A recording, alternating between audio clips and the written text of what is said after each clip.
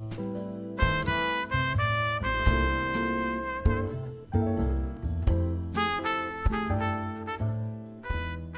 my name is Joe Jackson.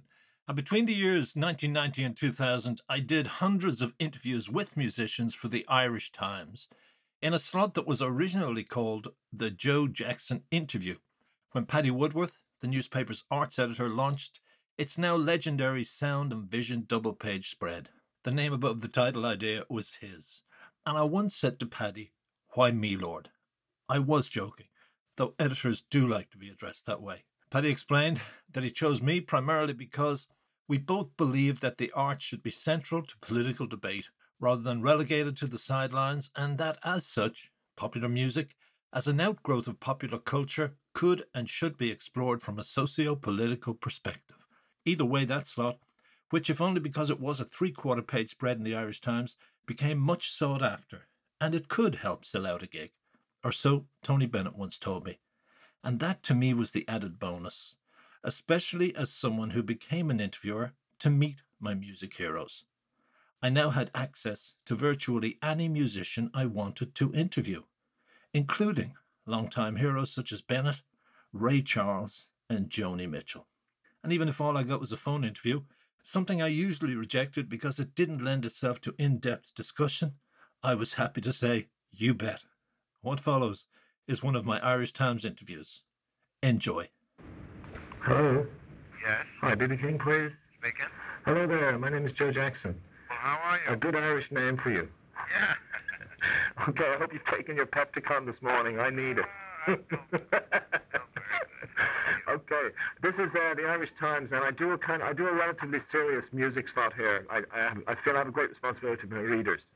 So it's kind of, I've interviewed loads of people from Bono to Sounds of Blackness. There's a whole musical spread there. And it goes out to about 1/3 of the people in Ireland. So even though it's a phone link, I'd like to make it serious enough. That's okay with you? Oh, sure, I'm with you. All right. So I just want to give, you're playing here, I want to give audiences a better context. You know the link between you and U2? He has described Zooropa as not far from Mississippi mud. He describes it as Liffey mud, saying there's these kind of gospel, blues, spiritual links, which would make the total sense for you to sing with him or for that connection you both had. Do you agree with that? Well, yes, of course, there is much feeling, of course. The gospel and blues is very close together, as you might know. Sure. And without a doubt, Bono and the band is, without a doubt, one of the greatest talents in the world. And they have the same feelings, I'm sure, because, Irish have had their problems, and Sure. we've had ours. But what is that, does talented to you mean just musically, or does it mean this kind of spiritual, and I don't even mean that in a Christian way, I mean more in a kind of emotional, as you say, kind of need to sing out, need to play out, that whole kind of layer of lift the spirit? Well, let's put it this way. All of my life, I've heard that the greatest singers was Irish tenors. Okay. I've also heard that some of the best... Do you ever listen to any of them? Of course I do. Like who? Well, right now I don't have anybody other than you two, Bono, at the moment in my mind. But okay. hang on a second. There was a guy that used to be with Jack Benny, and I can't remember his name. Oh, right. And he was a great Irish tenor. Oh, okay. All right. I can't place him either. Go on. But you know what I'm talking about. Sure I do. Yeah. There are others, but you kind of caught me off guard there for a little bit. But, okay, no problem. I'll leave it out. But I don't think, as you mentioned, that it has to be a spiritual thing for people to sing. I think singing or playing music, generally singing, is something that's enjoyable. Right. You kind of clean your soul. As you mentioned to me about the Pepticon, it's no better tonic than singing. And there's not alcohol in it. No. So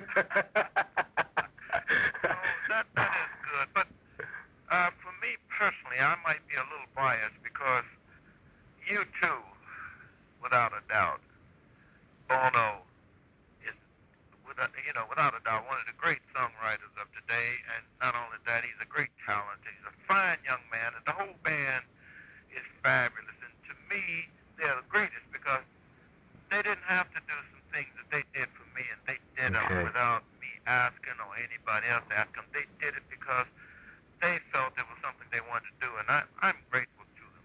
So you ask me things, it's hard for me to be negative in any. Sure, no, yeah. No, I don't want you to be negative about it, if you don't feel that way. Yes, you did ask me. Right, right. I could not be. Oh, yeah, not to be negative. You don't know that. I couldn't be. Sure, sure. Well, I mean, I've seen negative readings of what they did, saying they were just trying to hook themselves to the greats, like with you or Johnny Cash or whoever, but I don't think they need to do that either. No, they don't. I don't know. People write many. Sure, sure, sure. I'm sure that they write maybe what they think, but... But you did say there that the Irish have the problems, and I talked to Gary Hines, you know, the leader of Sounds of Blackness, who did the World Cup, their theme song, and they have a great album out called From Africa to America, The Journey of a Drum. Yeah. And he kind of made that link between, that's where I got it, the kind of need to sing out, whether it's kind of black Afro-Americans or poor white Americans, like sharecroppers' sons, like you, like Elvis, like Buddy Guy. Buddy Guy is a black, needing, and the Irish, just because they were oppressed, needing to sing out, that's like a natural need.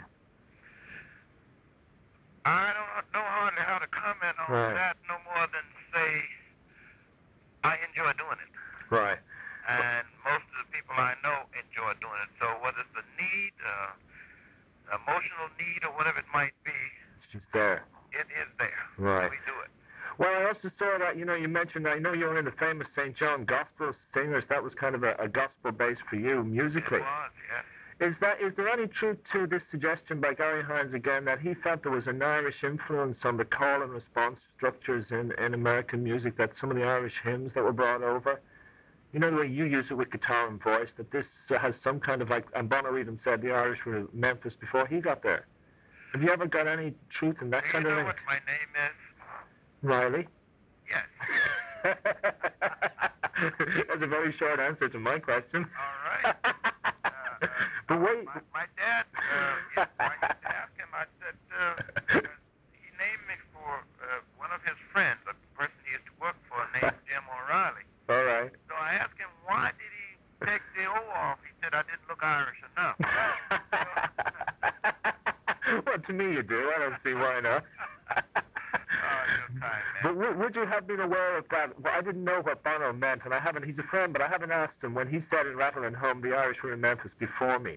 Would you have been aware of any kind of Irish musical influence in the 40s and 50s in Memphis? No.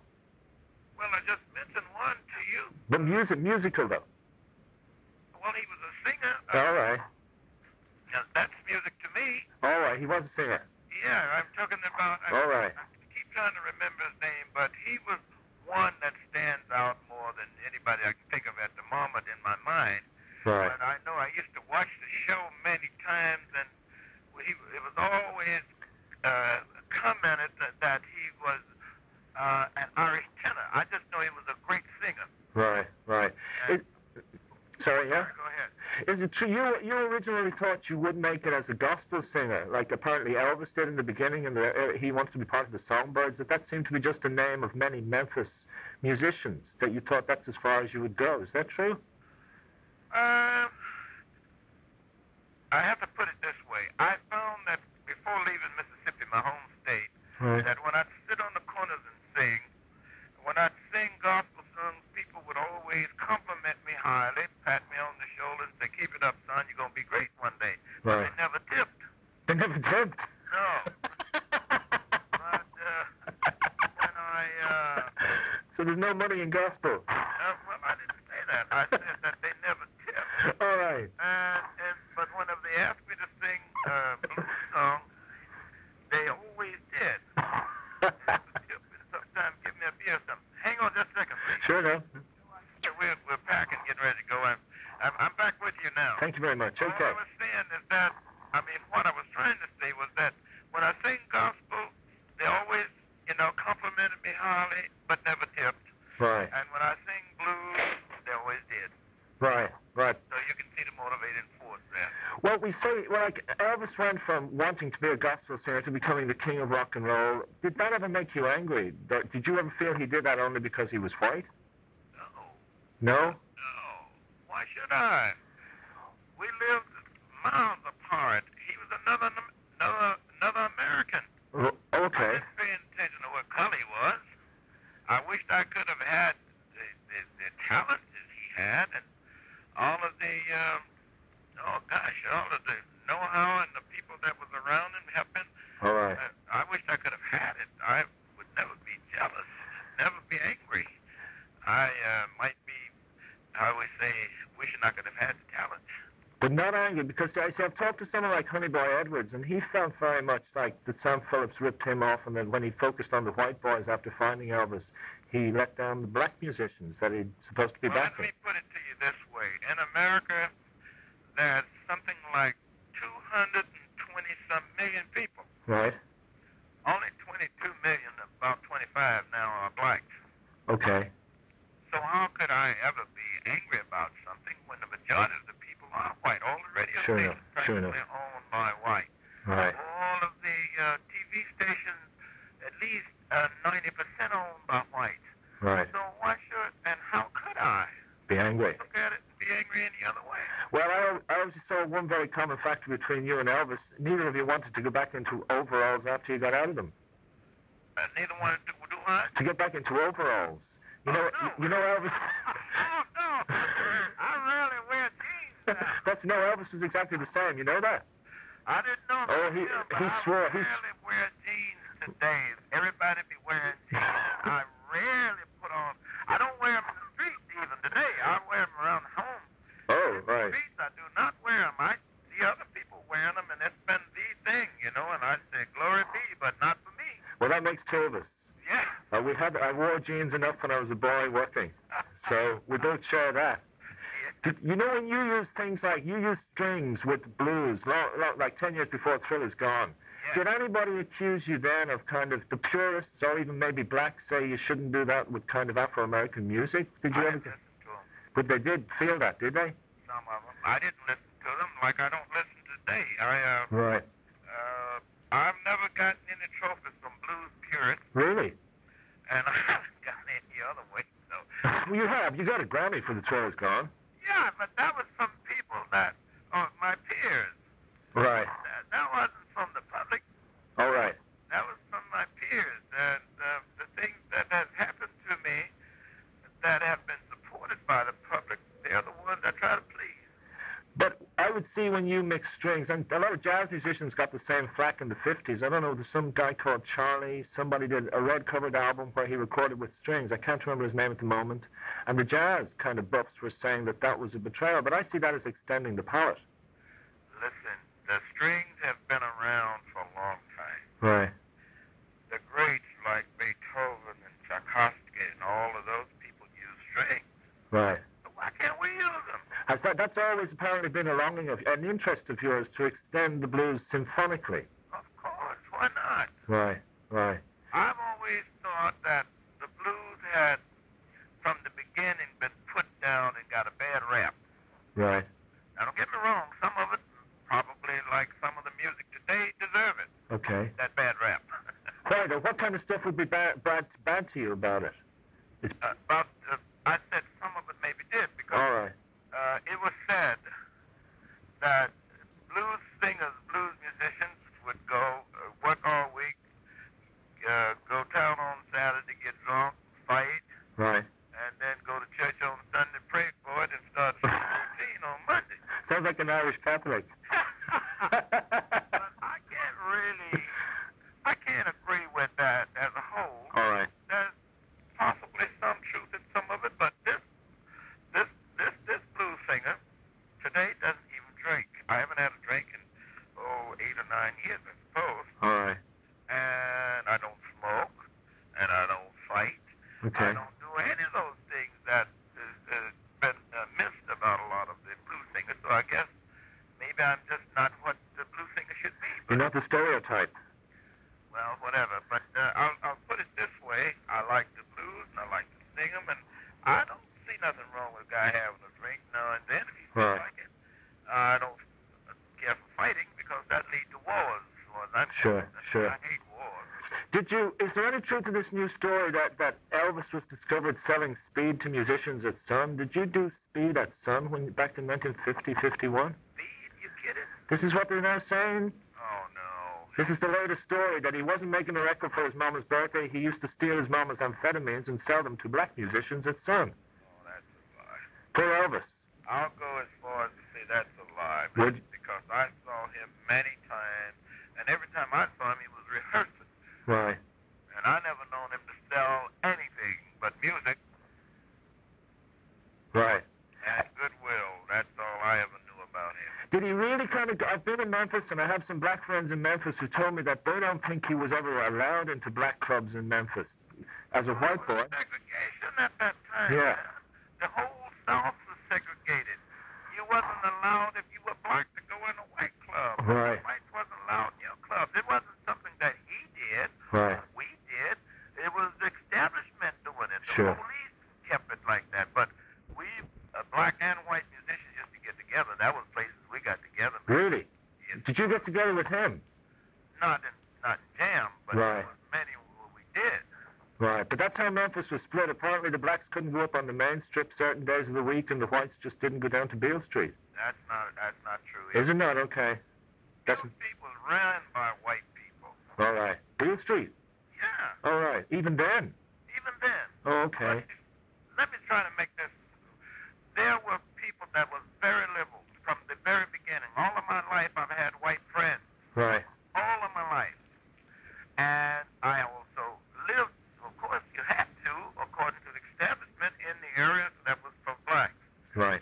But some small towns, you live next door to whites and never had any problem. I know when I lived in Lexington, Mississippi, went to school there, my dad had a place, we lived right next to a white family. Right. And white families all on the block with us. But they wasn't forced to be there. Do you understand what I'm saying? Sure I do. Yes, I do. In Yeah. other words, if you lived there, you lived there, and everybody had an old saying. They went, you take care of yours, and I take care of mine. And the Right. big thing is, the establishment had a way of saying, you stay in your place, and I'll stay in mine. So that's kind of the way we existed. Right. There. But there was friends and Sure. friendly people.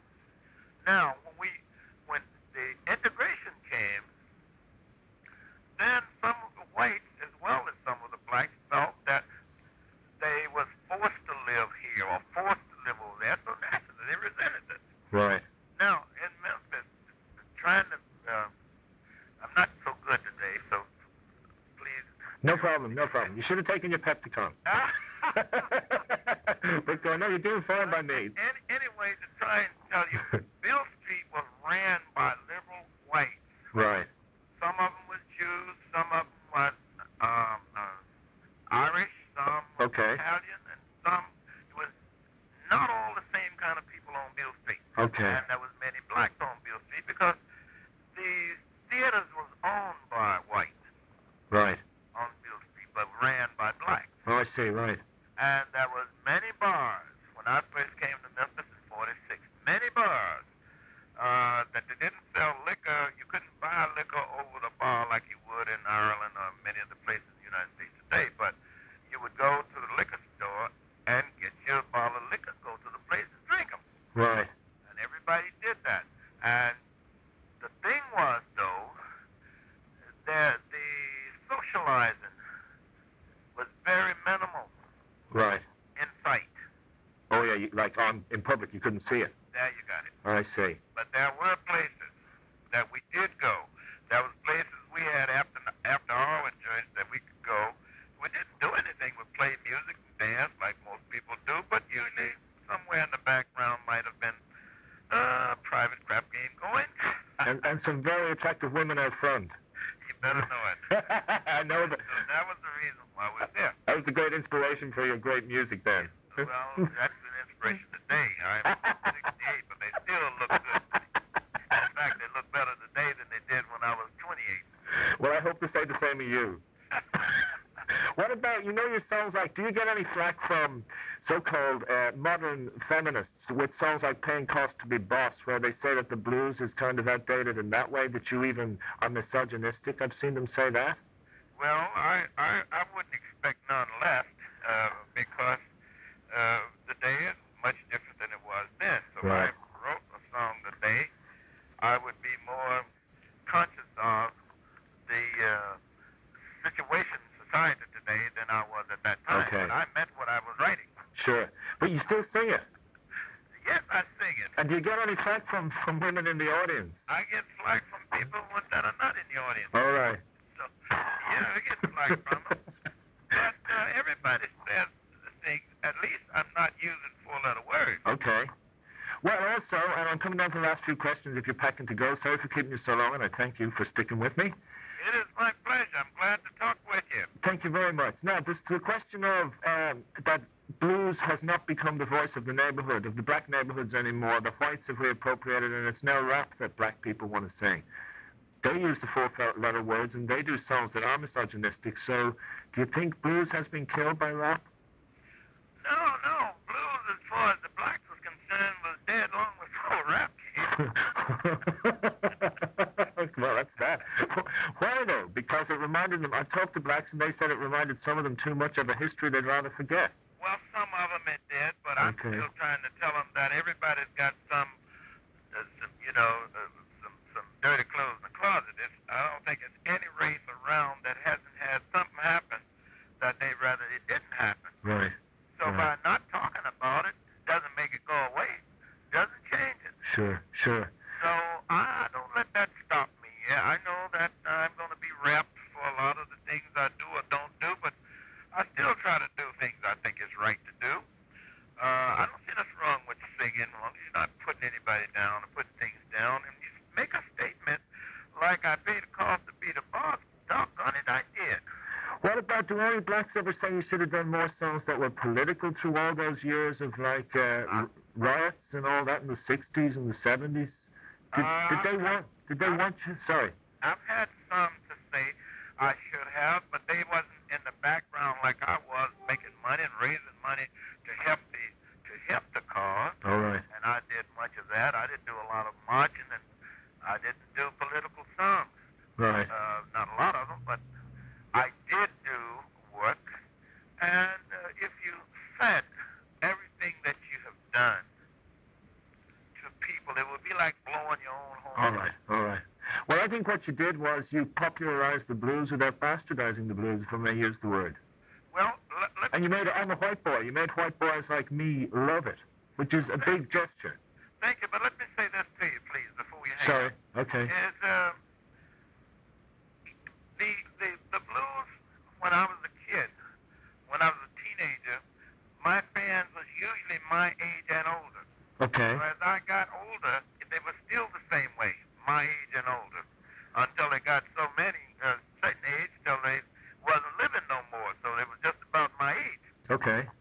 But our new audience has been white people, especially young white people. Okay. But since my association with you two, I'm happy to tell you that today it's not unusual to see young blacks, teenagers, All right. come up to me and says, "Hi, B, how you doing?" When they did not do that before my association with you two. Really? Yes, sir. You two have one. That's a very strange kind of turnaround, isn't it? It's the truth, though, because they like you too, and they know that you two, what they stood for, and if you two thought enough of me to work with me, a lot of them that was already fans of you twos automatically recognize me as being a part of what they like. So do you make enough now to keep the extended family in place and to not have to worry about going back to overalls? Do you? Well, let me put it to you this way. I work today just more than I guess that I have, or just about as much. I'm still averaging about 250 to 275 concerts per year. But I will tell you that if I didn't want to do it, I don't have to do it. Does that give you enough? Well, you're 50 years in it now, coming up in like, what, 96, you would see yourself as 50 years in show business. Well, I'm 44 at this time. 44, okay. Professionally. All right. But I am saying to you, if you didn't want to do it, you wouldn't do it. If I didn't want to, wouldn't have to. What I'm trying to say okay. I'm well off enough today. I wouldn't say rich, but well off enough today that if I didn't want to do it, I wouldn't have to do it. So no, I don't have to go to overalls today. The last question is, do you still have that wish that you'd gone to music college and hadn't married till after 40? Yes. Both of them? Yes. Right. Why the music college, though? Just to extend your musical palette even further? Yes, I would like to know more about it than what I do. I've had such a hard time with what we call trial and error. You try this, Sure, it doesn't sure. sound right, you try something else. If you're musically trained, like most of the people are today, you don't have to do that. Sure. You know that this will work and that won't work. Right, right. Okay, I thank you incredibly. I've sat in your bar. I don't know if you still own it in Memphis, hoping I'd see you. I own it. Do you? I'm about to open another one. Where? In Memphis? No, we opened this one at, it's opening on the first of the month coming up. Where? At the Universal Walkway out in Hollywood. Oh, wow. Out at Universal Pictures where the amphitheater is there. Right, okay. We're going to open it up on the first. All right, so the second one. Okay, why don't you open the third in Dublin? I'll be there the first night if you do. And I wish I could, and that would be one night I'd have a drink with you. Oh, I would love that. And I'll see you when you get over. Thank you for talking to me. Thank you for calling. Thank you. Bye-bye. Bye. Hi, Joe Jackson here again. And if you want to read the article that came out of that chat you just heard, check my website, joejacksoninterviewer.com. Also, if you'd like to be notified of shows that focus on hundreds more interviews like the one you just heard, why not subscribe to the Joe Jackson Interviews podcast? Either way, thank you for listening.